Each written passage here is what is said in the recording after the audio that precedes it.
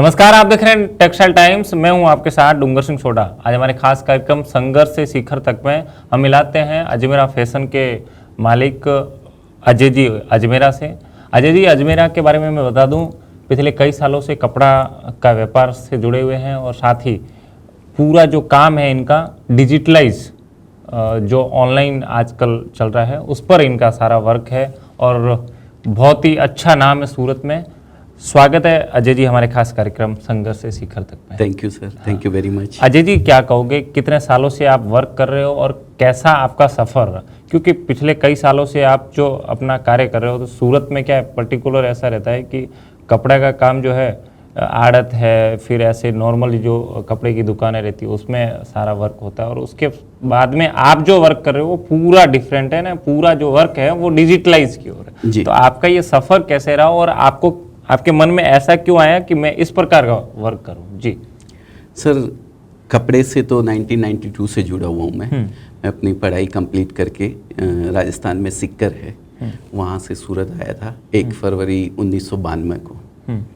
वहाँ से फिर मैंने दलाली करी, पहले ग्रे की जो दलाली होती है, उसके बाद मैंने एक बहुत ही अच्छी रेपुटेटेड फर्म में काफ़ी टाइम तक नौकरी करी।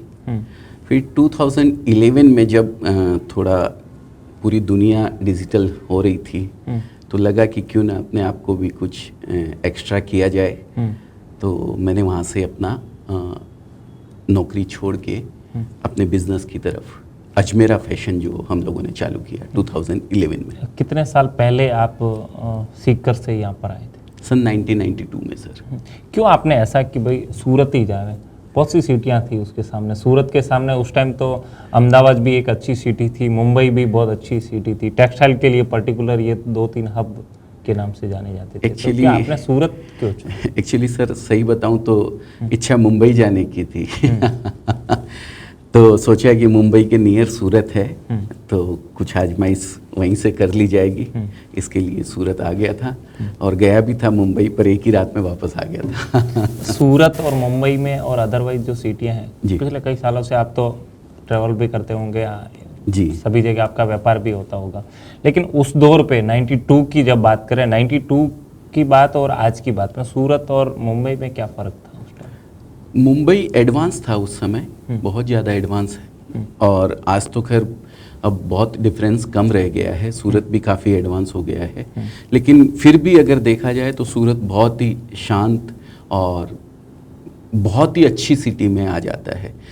यहाँ आराम से आप अकेले, अगर आपकी फैमिली है तो भी आप रह सकते हो, दिन में घर पे अगर अकेले भी रहता है तो कोई टेंशन नहीं। मुंबई में थोड़ा ये सब डर रहता है, ट्रैवलिंग वगैरह का बहुत ज़्यादा वहाँ पे टाइम आपका स्पेंड हो जाता है, तो एक जो क्रिएटिव दिमाग होना चाहिए वो सब उसी में बीत जाता है।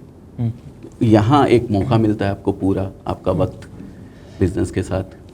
अभी जिस प्रकार कोरोना के बाद में पिछले 3-4 महीने मार्केट बंद रहा जी, और लोग अब कोरोना के बाद में डिजिटल के ऊपर ज़्यादा फोकस करने लगे, क्योंकि जब मीटिंगें होती थी वो भी डिजिटल, प्रशासन भी पूरा डिजिटल हो चुका था जी, और व्यापारी भी अब एक दूसरे से बात करना या फिर कोई सेलिब्रेट करना होता तो भी डिजिटल प्लेटफॉर्म के माध्यम से वर्क करते थे। लेकिन आपने 2011 में डिजिटल का कार्य चालू किया, तो उस टाइम का वक्त और इस अभी जो कोविड का जो वक्त था उसमें और आपने कैसा? एक्चुअली हम लोग तो 2011 में ही बदल चुके थे ऐसा कहूँगा, और कोरोना को तो मैं ऐसे बोलूँगा कि ईश्वर जब कुछ देता है ना तो मुसीबतों की पोटली में लपेट के देता है। तो कोरोना की ये जो पोटली थी मुसीबतों की, इसके अंदर एक ये डिजिटलाइजेशन की बहुत बड़ी गिफ्ट अपने को दी है, एक मौका दिया है बहुत अच्छा सुनहरा, जिससे लोगों को चेंज होने का एक अवसर मिल रहा है। नहीं तो लोग सोचते भी नहीं थे अपने आप को चेंज करने की, एक सेफ जोन में नहीं बन के रहते हैं सब, बस आराम से चल रहा है काम, चलने दीजिए। लेकिन आज लोगों को सोचना पड़ रहा है कि आज मैं खुद अगर नहीं पहुंच पा रहा हूं तो किस तरीके से अपने व्यापार को आगे बढ़ाऊंगा। तो वो आज जब उसने सोचा है तो उसको रास्ता भी मिल रहा है। 2011 में जैसे आप जहाँ पर सर्विस करते थे उसके बाद में आपने अजमेरा फैशन चालू किया 2011 में जी, तो 2011 में आपको ऐसा क्यों लगा कि मैं जिस प्रकार मार्केट का पर्टिकुलर जिस प्रकार का दुकान होता है उसके अंदर बाहर गांव मंडी में माल भेजना दूसरा ये रहता है, लेकिन आपने उस टाइम डिजिटल फील्ड क्यों चुना? क्योंकि मैं एक्चुअली सर एक छोटे छोटे गांव में जो लेडीज़ रहती है ना जो सिर्फ हाउसवाइफ बन के रहती है। मेन मोटो हमारा यही था, महिला सशक्तिकरण। एक जो लेडीज़ छोटे से गांव में है, अब उस तक मैं पहुंच तो नहीं सकता हूं, तो किस तरीके से मैं अपने आप को वहां तक पहुंचाऊं। तो वो हमने डिजिटल प्लेटफॉर्म यूज़ किया, अपने आप को उन तक पहुंचाया कि सूरत की एक साड़ी ये ऐसी साड़ी है जिसको एक मोहल्ले में एक लेडीज़ बैठ के आराम से उसका बिजनेस कर सकती है सर। इतनी चीप और इतनी सही रेट के अंदर यहाँ के प्रोडक्ट होते हैं। और सिंथेटिक तो सर ऐसा है कि यहाँ से आप 100 किलोमीटर आगे भी जाओगे तो सिंथेटिक यहाँ के अलावा कहीं नहीं बन सकता है। तो ये एशिया में ही नहीं, वर्ल्ड वाइड जो सबसे बड़ी मंडी है सिंथेटिक की। तो इससे जुड़ के काफ़ी लोग व्यापार कर सकते हैं। आज जहाँ मैं खुद नौकरी कर रहा था तो मैंने ये सोचा क्यों ना मैं लोगों को जोड़ के खुद भी व्यापार करूं और लोगों से भी बिजनेस करवाऊं, अपने नीचे भी 100 लोगों को रखूं और बाकी लोग भी एक खुद व्यापार करके अपने लोगों अपने साथ लोगों को वो कर सके। 2011 में जब अजमेरा फैशन चालू की थी जी, तो उस टाइम आपने सोचा था कि मैं इतना बड़ा बैनर बनाऊं? सर सोच क्योंकि तो ऑनलाइन का एक ऐसा समझ लो, क्योंकि एक फील्ड नया था जी, जिस फील्ड में आप गए थे जी, टेक्सटाइल का ऑफकोर्स एक फील्ड पुराना था, आप कई सालों से नौकरी भी करते थे, लेकिन जो आपने डिजिटल चुना वो एक नया था। क्योंकि उस टाइम 2011 में एक दौर था, कैटलॉग का दौर चला जिसमें ऑनलाइन का बहुत अच्छे लेवल पे वर्क हुआ, लोगों ने कई अच्छे लेवल पे वर्क भी चालू किया और उस टाइम से आज तक अच्छा चल रहा है। लेकिन बहुत से लोगों ने अपना जो बिजनेस है उसको समेटा अभी। जी बिल्कुल, ठीक है ना। तो आपने ऐसा कभी, देखिए इसमें एक छोटी सी एक एग्जांपल देना चाहता हूँ। रात को जब अपन गाड़ी लेके निकलते हैं तो उस गाड़ी की लाइट से अपने को 10 फीट या 15 फीट की रोशनी दिखती है, लेकिन उस 10-15 फीट की रोशनी से ही अपन 500 किलोमीटर तक की दूरी तय कर लेते हैं। लेकिन उस समय खड़े होके मैं ये नहीं सोचता हूँ कि अरे यार ये 10-15 फीट मुझे दिख रहा है, मैं 500 किलोमीटर कैसे जाऊँगा। मैं 15 किलोमीटर चलूँगा, फिर 15 किलोमीटर आगे का मुझे रास्ता नज़र आएगा। तो वही सर एक बिजनेस के अंदर है, वही मैंने सोचा, एक एक कदम आगे बढ़ाते गया और आगे का रास्ता साफ होते चला गया। अच्छे मन से कोई भी काम अगर आप करते हैं तो सर कहीं आपको रुकावट नहीं आती है, और आती भी है तो कोई दिक्कत नहीं है, रुकावटें तो आती है। अजय जी टेक्सटाइल में पर्टिकुलर क्या होता है कि आज डिज़ाइन बना दी जी, ठीक है, और 2 दिन बाद में तो व्यापारी नई डिज़ाइन मांगने की बात करते हैं। बिल्कुल साहब ये तो पुराना हो गया, अब नई डिज़ाइन दो। जी, एक बार डिज़ाइन आपकी किसी डिजिटल प्लेटफॉर्म पे या मार्केट में आ जाती है तो वो डिज़ाइन बिकती है, नहीं बिकती है तो दूसरी डिज़ाइन की लोग मांग करते हैं। तो आपने क्या ये जो डिजिटल प्लेटफॉर्म है इसके ऊपर किस प्रकार लोगों को हर बार नया देने के लिए कैसे एक्साइटेड? देखिए नया तो आपको करना ही पड़ेगा, चाहे आप टेक्सटाइल में हो चाहे किसी भी बिजनेस में हो। आप अगर एक ही ढर्रे पे चलते रहेंगे तो बिजनेस नहीं चलने वाला है, चाहे किसी भी कोई भी बिजनेस कर रहे हो आप। नया आपको देते रहना पड़ेगा, रोज आपको अपने आप को डेवलप करना पड़ेगा। एक जो इन्वेस्ट होता है ना इसके ऊपर, ब्रेन के ऊपर, वो इन्वेस्टमेंट आपको करते रहना पड़ेगा, तब आप आगे बढ़ पाओगे। आप ये सोचो कि एक बार मैंने अपना ब्रांड बना लिया है, बस अब तो बैठ के मैं खाने वाला हूँ मज़े से, वो नहीं चलने वाला है सर।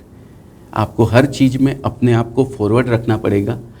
फर्स्ट मूवर ही बनने से नहीं होता है, वो कहते हैं ना बिंद्रा जी, फास्ट मूवर भी आपको बनना है।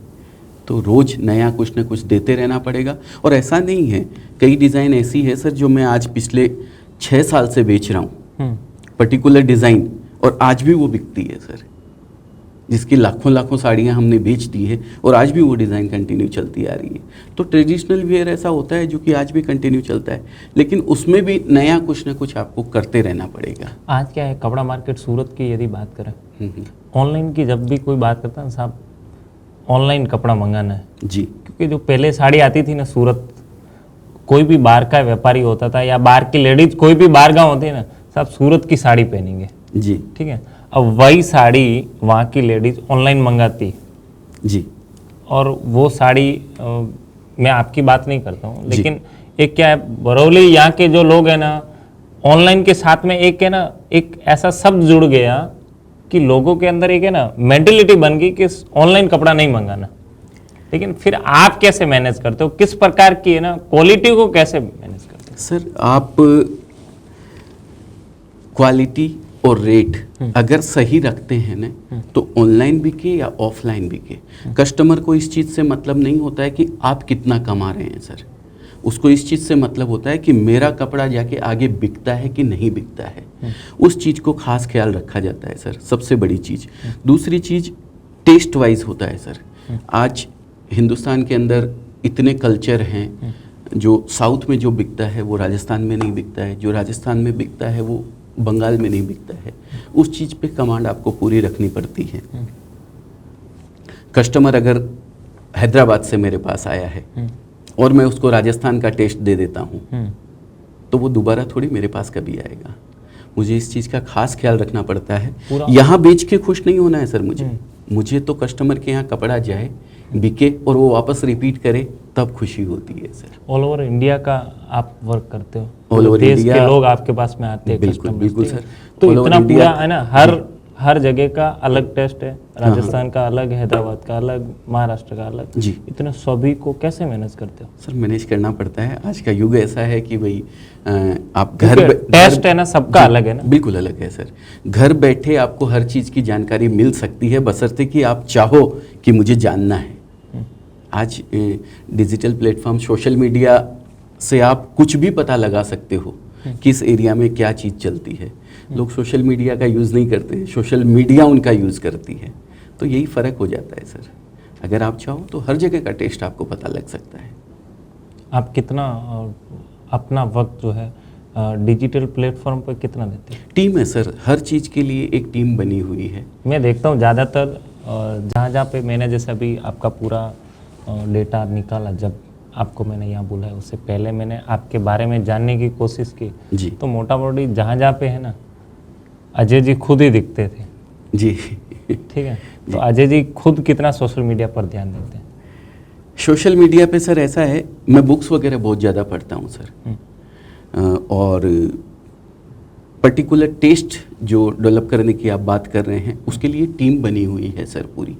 वो सोशल मीडिया पे किस एरिया में कौन सा टेस्ट अभी चल रहा है, हमारी टीम विजिट करती रहती है सर, हर एरिया के अंदर जाती है, वहाँ पे क्या टेस्ट चल रहा होता है उसको कैच करती है, तब जाके हम उसको डेवलप कर पाते हैं सर।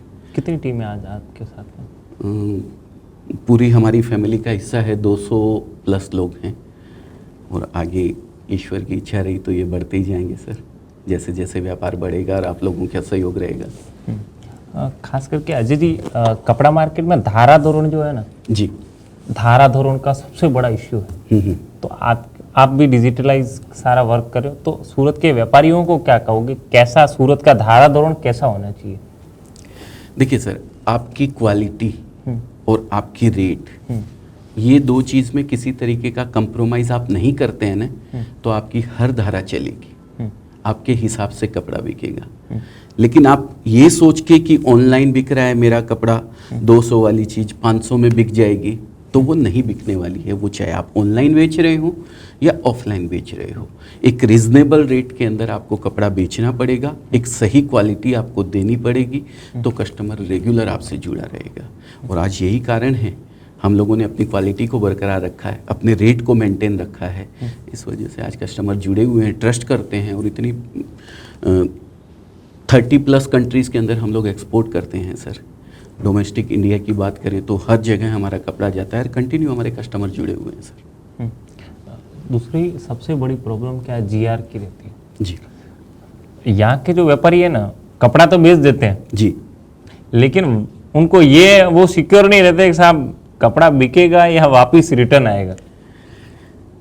एक्चुअली तो सबसे बड़ी जो रिटर्न की जो जीआर की सबसे बड़ी प्रॉब्लम है, तो वो क्या है, क्यों जीआर होता है? एक बात बताइए मुझे, कोई भी कस्टमर कपड़ा ले जाता है, मैं मंडी में जो कस्टमर बैठा हुआ उसकी बात कर रहा हूँ, वो कपड़ा बेचेगा तो उसको कमाई होगी या वो जीआर देगा तो उसको कमाई होगी? मुझे ऑप्शन बताइए, आपसे पूछ रहा हूँ। बेचेगा, उसको जीआर करने में तो नुकसान ही है, कुछ ना कुछ उसका पैसा लगा हुआ है। तो जीआर कस्टमर की गलती से नहीं आता है, जीआर गलती आता है हम लोगों की वजह से। चाहिए आम और भेज दिया बहेड़ा, तो वापस ही आने वाला है सर। ठोका ठाकी जो सिस्टम रहता है ना कि भाई 50,000 का माल लिया है, उसने क्या लिया है उससे मतलब नहीं है, आप भेज दो उसको 50,000 का माल, तो वो जीआर ही आने वाला है। आपको ध्यान रखना पड़ेगा। सामने वाले कस्टमर की जो शॉप है उसको ये समझ के आपको देना पड़ेगा कि वो शॉप मेरी है, अगर वहाँ का एक पैसा भी नुकसान होता है तो वो मेरा नुकसान है, तब आपका जीआर बिल्कुल नहीं आएगा। और रेट और क्वालिटी की तो मैंने पहले भी आपको बात कही, अगर उसको मेंटेन रखते हैं तो जीआर आने का सवाल ही नहीं है। तो ये चीज़ थोड़ी सूरत के लोगों में ऐसा रहता है कि वो बेचने पे ज़्यादा ध्यान देते हैं, क्वालिटी, ग्रेडेशन और जो टेस्ट होता है उस पर थोड़ा कम ध्यान देते हैं, इस वजह से जीआर आता है। बाकी सूरत में भी एक से एक मैन्युफैक्चरर बैठे हुए हैं जो कपड़ा बेचते हैं, जीआर भी नहीं आता है उनका। जैसे कि हम ही ले लीजिए, हम 1% से भी कम जीआर आता है हमारा। एक एक साड़ी हम लोग चेक करके भेजते हैं, चाहे कोई भी प्रोडक्ट हमारा है, सब चीज़ चेक करके भेजते हैं, ग्रेडेशन रखते हैं सर, तो जीआर बिल्कुल नहीं है। पूरा जैसे डिज़ाइन से लेके और अकाउंट्स तक जी आप लोग खुद ही मैनेज करते हो? टीम के बाद में ऊपर एक टीम लीडर भी होता है जी, तो पूरा आप मैनेज करते हो या फिर वो भी सब हर टीम के ऊपर टीम लीडर है सर, टीम लीडर के ऊपर मैनेजर्स हैं, हर एक व्यवस्था बनी हुई है पूरी, वो लोग सब संभालते हैं सर। एक अकेला चाहे तो कुछ नहीं कर सकता है सर। क्या संदेश देना चाहोगे हमारे चैनल के माध्यम से? मैं तो सर यही कहना चाहूँगा, जैसा कि हमेशा मैं कहते आया हूँ, एक सेफ जोन जो होता है उसको छोड़ने की कोशिश कीजिए आप लोग। अगर आप नौकरी कर रहे हैं, महीने के अंत में तनख्वाह तो हाथ में आई जाने वाली है, लेकिन आपको एक्स्ट्रा एक सोर्स ऑफ इनकम बना के रखना चाहिए अपना। मैं अपने ही व्यापार की बात करूंगा जो कि मैं हमेशा करते आया हूं।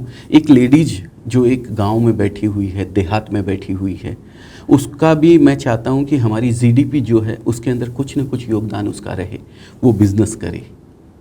तो चाहे कोई नौकरी कर रहा हो या नौकरी ना कर रहा हो, वो अपने घर से एक छोटे से रूप से इस बिज़नेस को स्टार्ट कर सकता है। किसी भी बिज़नेस की तुलना में सर, ये जो साड़ी का बिज़नेस है, कपड़े का बिज़नेस है, ये सक्सेस होने की मैं 100 टाइम्स ज़्यादा गारंटी देता हूँ किसी और बिज़नेस की तुलना में, क्योंकि ये लेडीज़ की प्रोडक्ट की चीज़ है, लेडीज़ यूज करती है इसको और उसको जानकारी है इस चीज़ की पूरी। दूसरी चीज़, इस प्रोडक्ट की कोई एक्सपायरी नहीं है सूरत का कोई भी प्रोडक्ट कोई चूहा नहीं कुतरता है, इसमें कोई कीड़ा नहीं लग सकता है, क्योंकि ये पेट्रोलियम प्रोडक्ट है तो कभी फटता नहीं है ये। तो एक ऐसा प्रोडक्ट जिसकी कोई एक्सपायरी नहीं है, जो इतनी डिमांड है कि आपको पहनने के लिए अगर नहीं भी चाहिए तो जिस कल्चर में अपन रहते हैं वहाँ पे देने लेने के लिए 10, 20, 50 पीस आपको शादी में, बर्थडे में, एनिवर्सरी पे कहीं ना कहीं चाहिए ही होते हैं। तो इतनी डिमांड जिस प्रोडक्ट की है, अगर उसका आप बिजनेस करते हो तो असफल होने का कोई चांस ही नहीं है सर। तो एक छोटी सी अमाउंट 25 से 30 हज़ार रुपये में एक लेडीज जो किसी गांव देहात के कोने में बैठी हुई है, वो भी बिजनेस स्टार्ट कर सकती है। तो ये उनके लिए एक बहुत बड़ी अपॉर्चुनिटी है। और सूरत में एक खास बात मैं बताऊं, यहाँ लोग डीलर और होलसेलर को ज़्यादा कपड़ा देते हैं, रिटेलर को नहीं देते हैं। हमने खास रिटेलर को जोड़ा अपने साथ में।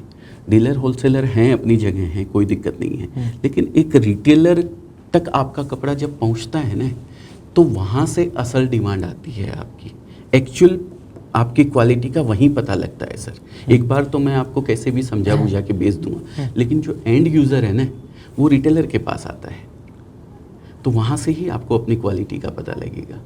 तो जब रिटेलर तक आपका कपड़ा पहुँचेगा और वहाँ से आपका कपड़ा जब पूरे ऑल ओवर आपका एरिया है या जहाँ भी है, तो अपने आप ही उसकी डिमांड आपके पास वापस आने वाली है, अगर क्वालिटी और रेट वाइज आपका कपड़ा है। तो ये चीज़ पे हमने खास ख्याल दिया है और इसीलिए आज हमसे कम से कम 3000 से ज़्यादा लेडीज़ सर हमारे साथ जुड़ी हुई हैं, जिन्होंने घर से बिजनेस स्टार्ट किया। आत्मनिर्भर बना दिया आपने 3000 लेडीजों को। बिल्कुल सर, बिल्कुल। और बहुत फक्र महसूस होता है सर ये बताते हुए कि उसमें से 100 से 150 लेडीज़ ऐसी होंगी जिन्होंने अपने बिजनेस को घर से स्टार्ट किया था और आज शॉप में कन्वर्ट कर चुकी हैं और अच्छा बिजनेस कर रही हैं सर।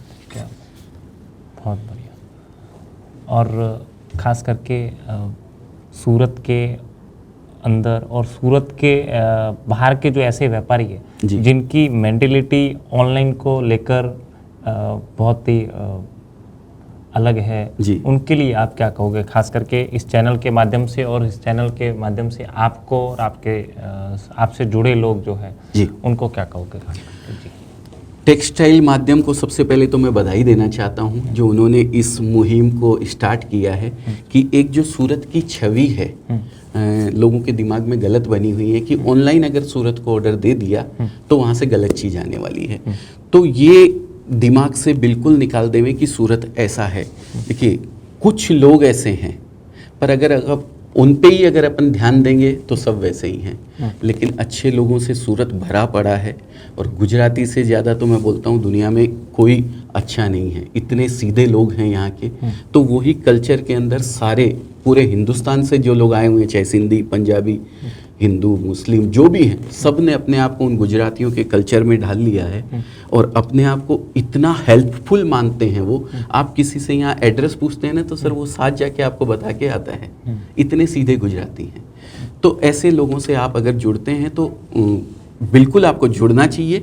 कुछ 1-8% ऐसे लोग होंगे जो गलत करते हैं, तो उससे पूरी मंडी ख़राब नहीं हो जाती है, उससे पूरा शहर ख़राब नहीं हो जाता है। सूरत बहुत बड़ी सिटी है, यहाँ बहुत सारे मैन्युफैक्चरर हैं, लगभग 400 से ज़्यादा डाइंग हाउस है यहाँ पे, 50,000 से ज़्यादा मैन्युफैक्चरर हैं यहाँ पे, तो सब खराब नहीं है, सब बहुत अच्छे हैं। 1-8% को छोड़ दीजिए।